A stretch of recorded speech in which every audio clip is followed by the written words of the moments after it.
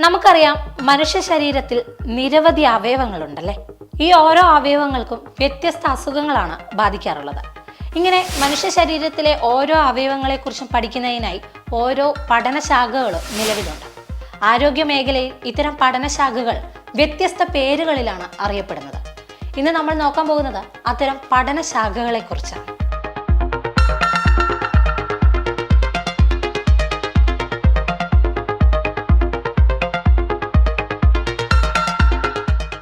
ആദ്യം നമ്മൾ നോക്കുന്നത് കരളിനെ കുറിച്ചാണ്. കരളിനെ കുറിച്ചുള്ള പഠനശാഖ അറിയപ്പെടുന്നത് ഹെപ്പറ്റോളജി എന്നാണ്. ഇനി മൂക്കിനെ കുറിച്ച് പഠിക്കുന്ന പഠനശാഖ ഏതാണെന്ന് നോക്കുകയാണെങ്കിൽ റിനോളജിയാണ് മൂക്ക് എന്ന അവയവത്തെക്കുറിച്ച് പഠിക്കുന്ന പഠനശാഖ.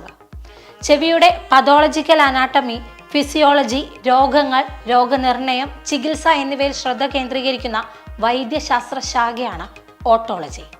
ത്വക്ക്, നഖങ്ങൾ, മുടി, അവയുടെ രോഗങ്ങൾ എന്നിവയുമായി ബന്ധപ്പെട്ട വൈദ്യശാസ്ത്രത്തിന്റെ ശാഖയാണ് ഡെർമറ്റോളജി അഥവാ ചർമ്മരോഗശാസ്ത്രം. ഇനി മയോളജി എന്താണെന്ന് നോക്കുകയാണെങ്കിൽ പേശികളുടെ ഘടന, അവയുടെ പ്രവർത്തനം, രോഗങ്ങൾ എന്നിവയെക്കുറിച്ചുള്ള പഠനശാഖയാണ് മയോളജി. വൃക്കയെക്കുറിച്ചുള്ള വൈദ്യശാസ്ത്ര പഠനശാഖ അറിയപ്പെടുന്നത് നെഫ്രോളജി എന്നാണ്. വൃക്കകളുടെ പ്രവർത്തനം, വൃക്ക രോഗങ്ങൾ എന്നിവയെക്കുറിച്ചാണ് നെഫ്രോളജിയിൽ പഠിക്കുന്നത്.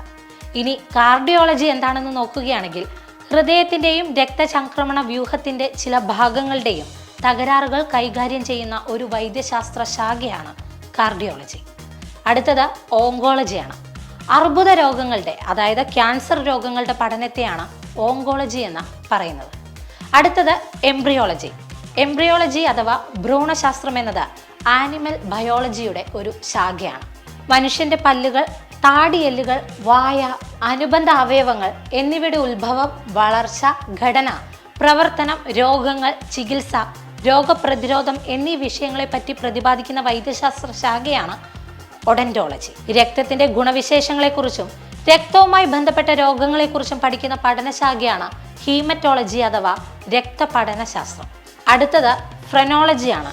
തലച്ചോറിനെ കുറിച്ച് പഠിക്കുന്ന പഠനശാഖയാണ് ഫ്രെനോളജി. കണ്ണുകളെക്കുറിച്ചും കണ്ണുകളെ ബാധിക്കുന്ന രോഗങ്ങളെക്കുറിച്ചും രോഗനിർണയം, ചികിത്സ, ശസ്ത്രക്രിയ എന്നിവയെക്കുറിച്ചും കൈകാര്യം ചെയ്യുന്ന വൈദ്യശാസ്ത്ര ശാഖയാണ് നേത്രവിജ്ഞാനം അഥവാ ഒഫ്താൽമോളജി. ഇനി അവസാനത്തേത് ട്രൈക്കോളജിയാണ്.